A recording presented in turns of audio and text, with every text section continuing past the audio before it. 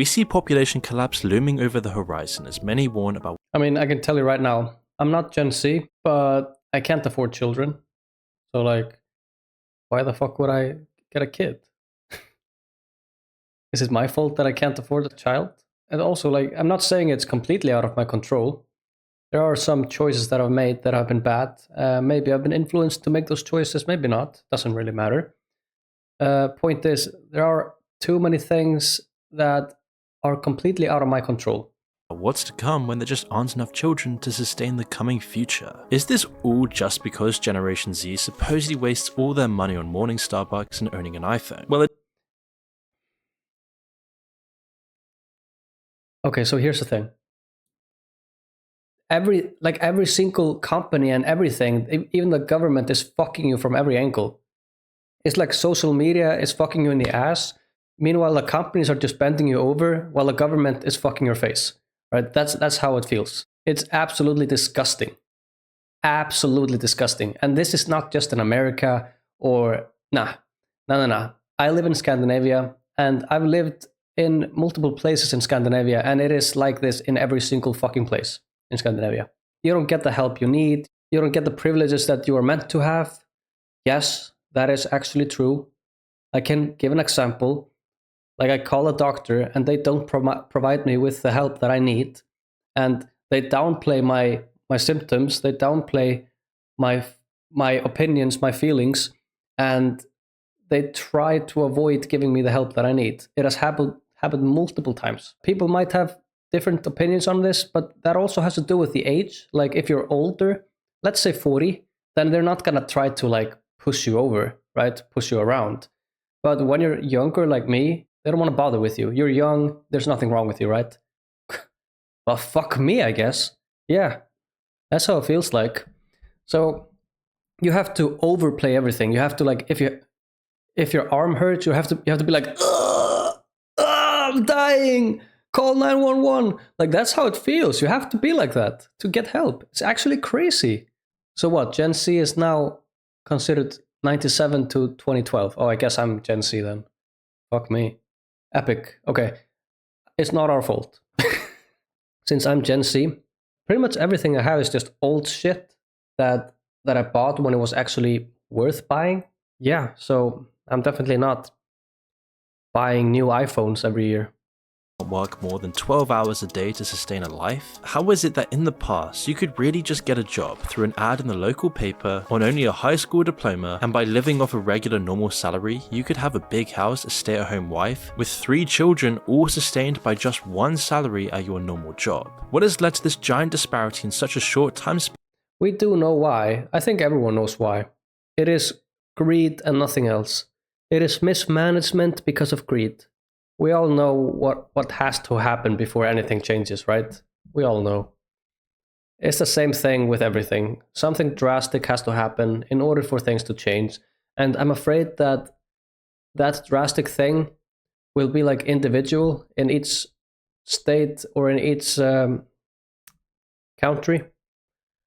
And it will be something like rebellion of some sort. You know what I mean? When the government can't ignore us anymore, and when companies can't just do what they want, that's when things happen, right? That's when something changes, because it's not like they can't pay us a good salary. That's not it. It's just that they refuse to because there's no money. They keep saying there's no money for it. We don't have the money. Where's the fucking money? I think most of us know where the fucking money is. Where people can barely survive today, where the living conditions have become so much worse. Why does it appear that to live a normal life now is just so out of reach for most in Generation Z? And what effect will this have on the future? Well, to better understand this whole situation, we need to go back in time to compare the life of a regular person to someone today. In the past, for other generations, higher education was a sure way of moving upwards in the social structure. However, today, this is just becoming more and more of a financial black hole. College tuition, which has doubled the amount that students will have to pay in the last 20 years, has average annual tuition and fees at public four-year institution. completely Right. exploded. If we count Adjusted for inflation. I feel like the adjustment for inflations are never right. that with inflation, the tuition for public colleges in the US has jumped by more than 213% compared to the 1980s. Baby boomers would pay Jesus. about $10,000 converted with inflation to 2018, but Generation Z now at the very minimum is paying $25,910. And more often than not, it's often well into the six-figure range, as this $1,900 compared to the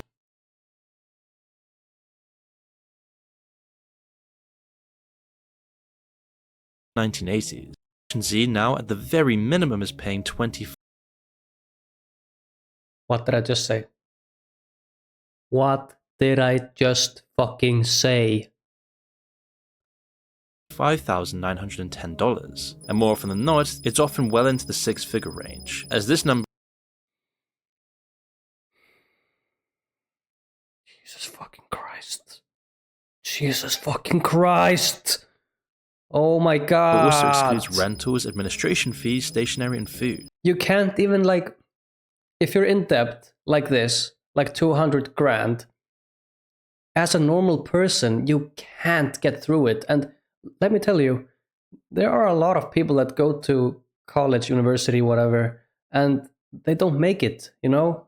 They're maybe just don't have the skill, the intellect, whatever, and they're left with 200 grand in student loans and nothing to show for it. And now they gotta work a normal job that pays I don't know how much, but not enough. And they can never get rid of the student loan, right? They will never become anything. Know what I mean? It's kind of just like just in this hole. And you can't even see the light anymore. You're just in this hole, this shithole, and there's no light to be seen. You know there's no escape.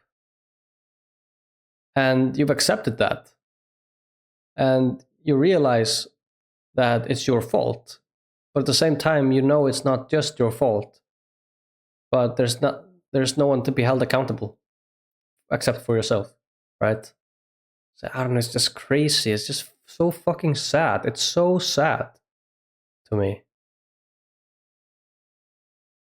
Which is why there's such crippling debt all over America for students right now. And even if you do get the best grades and scholarships possible, many Generation Z students are still required to take on these huge predatory loans. Loans that stay with you even if you go bankrupt. And so even when they make it outside of university, they now have a huge burden of loans hanging over them, restricting all of their financial decisions. And all of this for really what? Unless your degree is specifically needed for your line of work, getting it like, people don't talk about the fact that a lot of people don't even make it through. People don't get a degree. They try and they fail. Right? And I'm not saying they have to lower the bar. That's not what I'm saying. That's not the problem. It's just that, look, how are they supposed to get through it? How are they supposed to get through these loans if they don't have a better job? It's actually mind-blowing. a degree doesn't seem like a direct pathway to a good job anymore. It doesn't even guarantee entry-level jobs that can barely cover daily expenses, and universities are just becoming less and less of an option without enrolling in highly competitive career-focused courses. As Gen Z entered the workplace, it was a culture shock to be expected to do jobs that didn't suit their idea of what working would be, as now most companies need work experience, and if you're fresh out of college, this is almost impossible. I mean, despite abundant claims of job openings, finding work has become harder than ever. The news will always tell you that companies today are struggling to— Bro, let me tell you this. Yeah, like the applications are just like temporary. It's like 3 months, 6 months, and then nothing's guaranteed, right? So if you have a job, a permanent job that you hate, and you're trying to look for something new, you can't fucking take the job offerings because they're not permanent. They're temporary. So you can't afford losing your permanent job that you hate because you only have temporary jobs. It's fucking awful. to find a job, even if they send out dozens or even hundreds of applications without a single interview. Decades ago, this was never the case. Even during job shortages, getting hired was much simpler. Advice like dressing well and filling out your CV was often just enough. Even just asking for a manager's time often worked. Persistence led to success. But today, this approach is much harder. One major shift is the rising bar for entry. Before 2000, a college degree almost guaranteed you a good job. For other generations in the past, this was just a given. It was why you went to university. But for the first time ever, this isn't the case for Generation Z. Instead of companies competing for graduates, now a degree is the bare minimum for them. Employers now focus on the top few percent of candidates, while most roles require years of experience even for entry-level jobs. The internet has also transformed hiring. In the past, companies recruited through local events, word of mouth, or physical job postings, limiting competition and making hiring even more personal. Today, a single online job listing can attract thousands of applicants instantly. With no need to apply in person, people send out applications en masse, creating a numbers-driven process that favors quantity over quality. This also mirrors trends in modern dating too for Generation Z, where technology is about that. I don't use Tinder or anything because it's so fucking trash.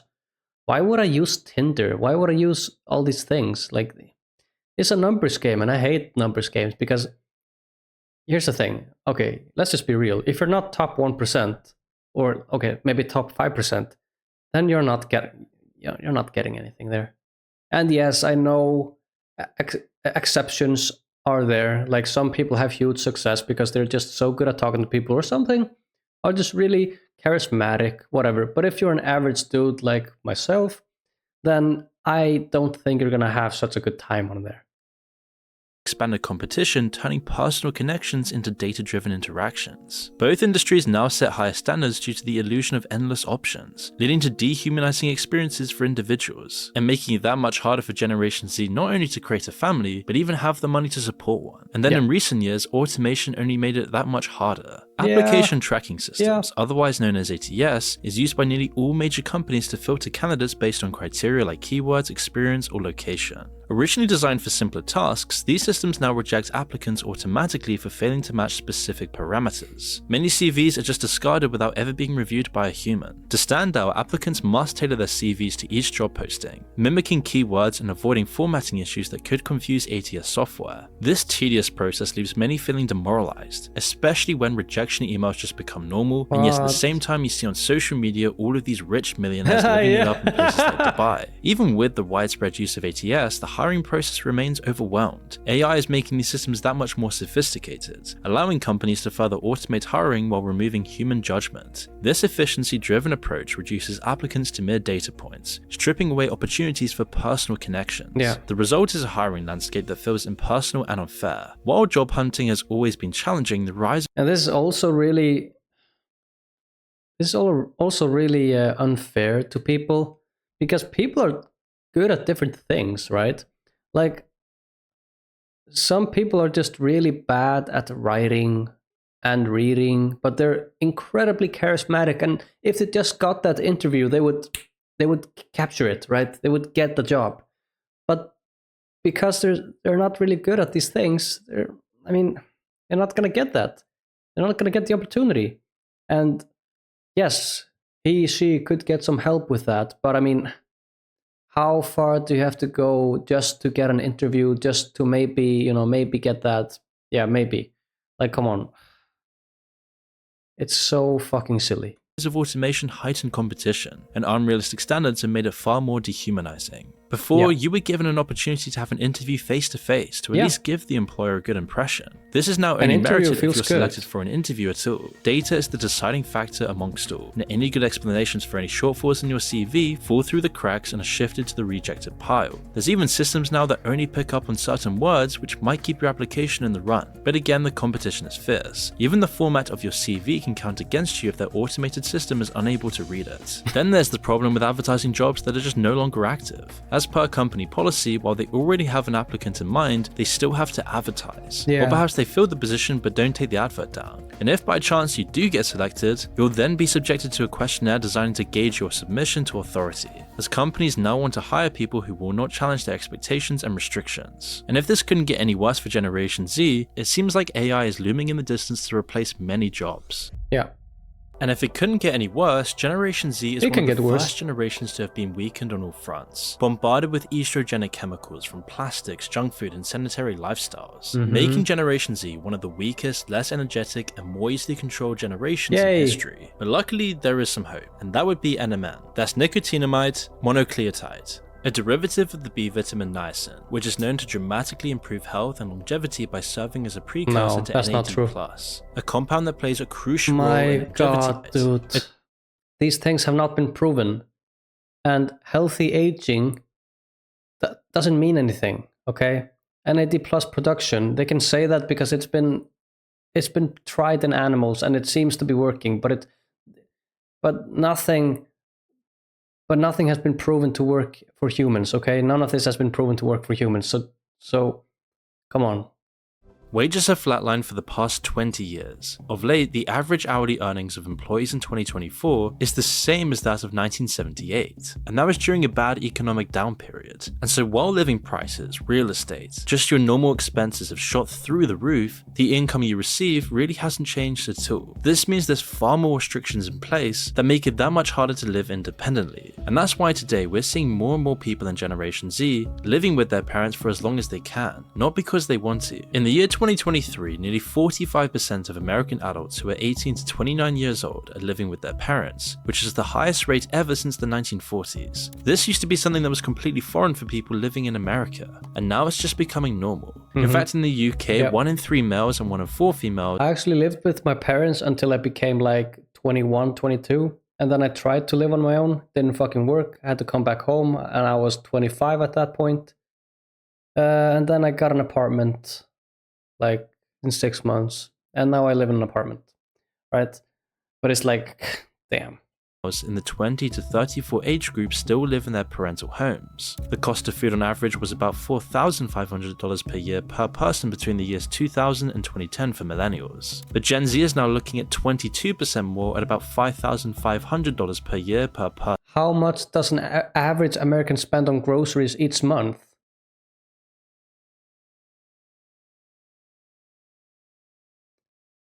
$500 monthly?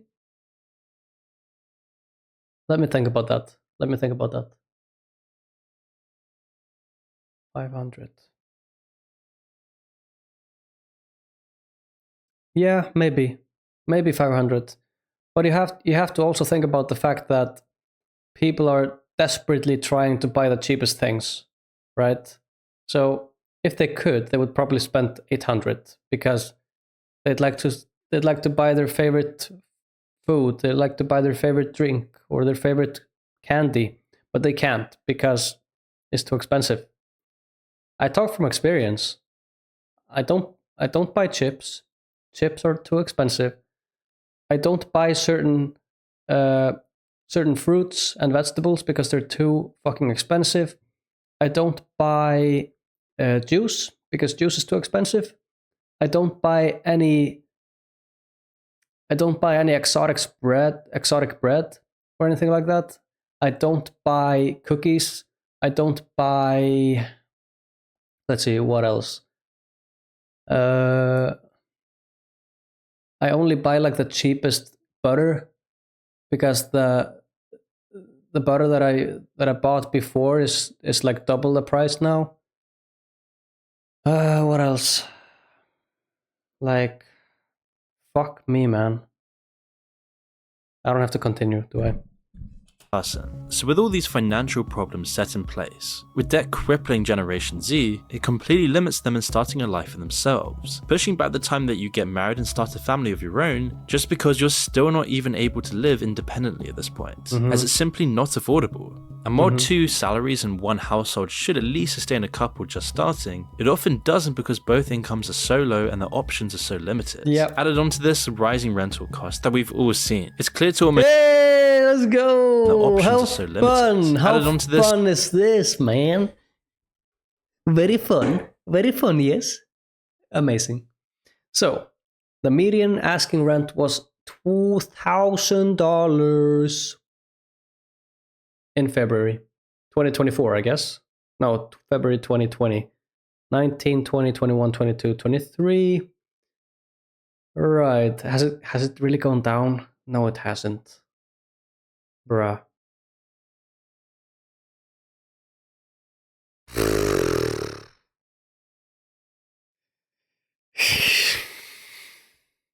It's definitely higher now. Rising rental costs that we've all seen. It's clear to almost everyone now that housing affordability has dramatically changed over the years. In the Look, my mom asked me like a few months ago, like, when are you gonna buy a house? Like, aren't you like? There are so many beautiful houses here in the neighborhood. Like, why wouldn't you buy one? You can take a loan, like a small loan, and you could buy it. Small loan. I would have to take a loan for the entire fucking house. Well, you can't, because you have to own 20% of the house in money, right? In pure cash, and I don't have that. I can tell you that. And I don't know. I was just like, and even still, like, she was like, "Yeah, but this one is actually kind of cheap in comparison to the others." I'm like, "Yeah, you're right. There is this one house that is very cheap compared to the others, and I still can't fucking afford it, and I wouldn't live in it because there are fucking rats in there, and I fucking know it because I've heard about it."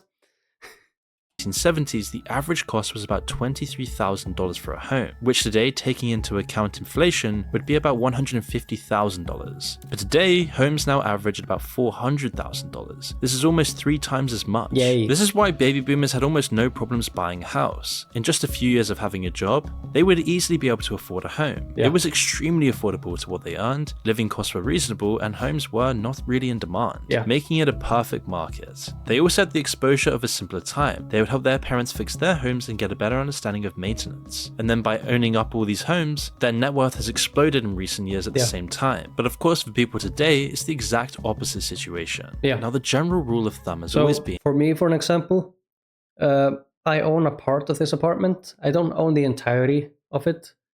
You could say that I own the interior, and another person owns the entire structure, like the house itself, right?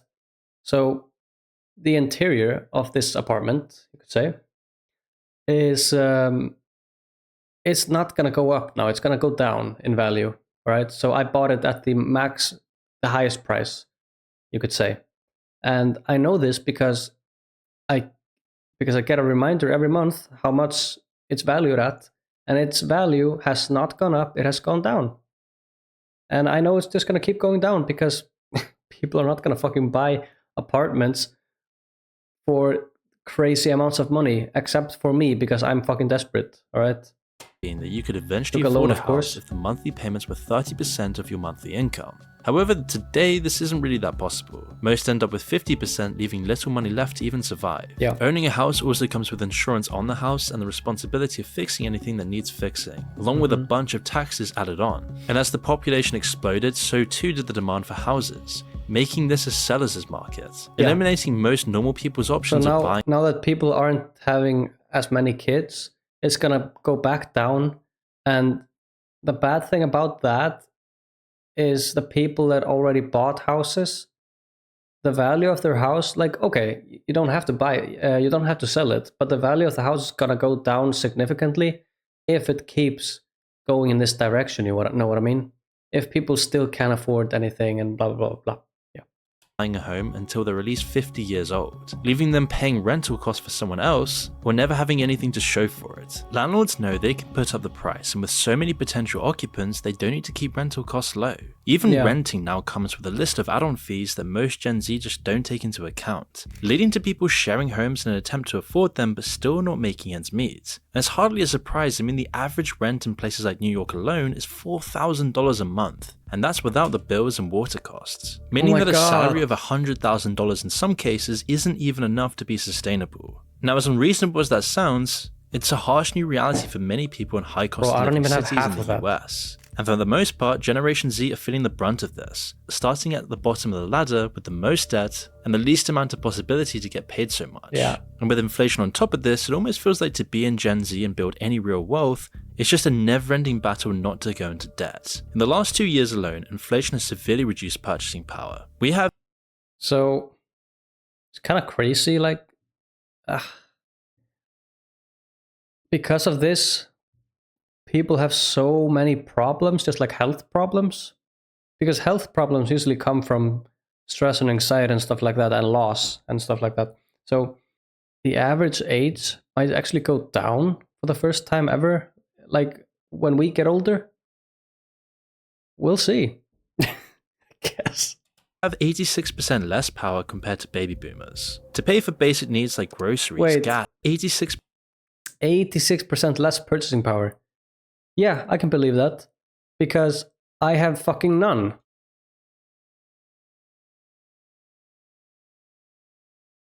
It's so hard to react to this video because it's like directly affecting me. So it's really difficult to watch this video and to like make good content, you know what I mean? So that's why I'm just like sitting here like twiddling my thumbs and not really reacting, you know? Just like, yeah. It is what it is, man. And there's nothing I can do. Like, yes, I could get a job that I absolutely hate and be miserable, and I could survive. Yes. But I don't want to be miserable. So, those should not be my two options.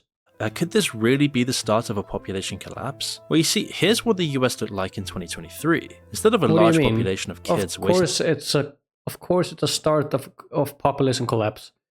Of course it is. What do you mean? It's not gonna get better. Who is to fucking blame?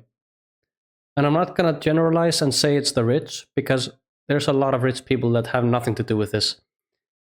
It is mismanagement in governments, in many companies, many politicians. It's just a lot of fucking things gone wrong. Mismanagement of our money. Yeah. It's a good video. It was depressing as hell, but it was a good video. See, things like this. BlackRock buying out homes, paying premium to force renting. Like, stuff like this. This is the reason things are going to shit. And I'm not saying it's just the only reason. It's just one of many, many, many, many, many reasons. But it's a big one, right? It's one big one. But there are many big ones as well. What's more painful are the relatives who keep asking you, why aren't you getting a job? Why haven't you bought a house? Why aren't you married? Yep. I get that question many times. Why haven't you bought a house? Why aren't you working at that factory?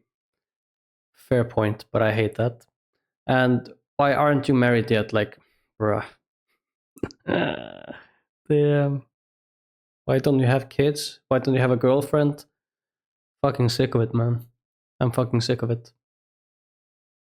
But I don't say like, I don't know. No, I actually just tell him I like being alone. I don't want a girlfriend. I don't want kids. I don't want a house. I just want to live like I live right now. I don't want to be left alone. That's what I like. You know? I'm 35, went to university for a trade at 25, make $40 an hour in Canada. I can't afford a house or a new vehicle. My parents couldn't even buy their house. My parents couldn't even buy their house now if they came in the market new. The guidance isn't wrong. The system is just broken. That's the thing. That's the thing, man. Wait, do you get rejection letters? I just get silence. Yeah, it's just nothing. At this point, a full rebellion is coming. That's what I said. That's what needs to happen.